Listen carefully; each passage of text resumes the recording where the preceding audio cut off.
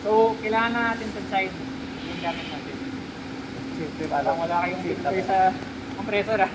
So, basa-basa yung tubig, yung linya. So, pwede lang, direct. Ganito lang, okay na yan. Para lang mahigop yung pinaka-likabok natin. Okay? Bago tayo mag-iha, ano yung unang gagawin natin? Dry guys. Dry guide coat. Nalagyan natin muna ng dry guide coat.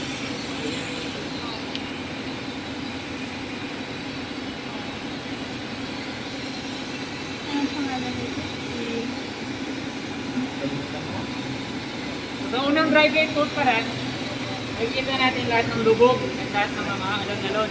Kapag kahit ng matilya. Matilya pa lang, makikita natin. So, ayan, meron siyang lubog, meron konting touching spot. Okay? Kaya gumagamit tayo nito para makita natin yung baga guide nga sa tao. Para hindi natin maubos yung matilya. Okay?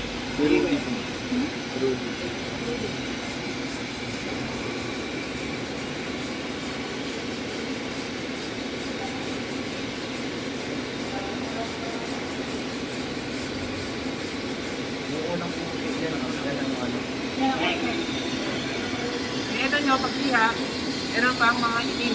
Ano ibig sabihin ng itim? Lubog. Lubog. Kasi, flat ito, di ba? Yung ginagawa natin ng matilya, pina-flat natin, pinapantay natin. So yung ibig sabihin ng itim, yan pa yung kailangan natin. Pwede natin tapos yan. Kasi Yes, okay.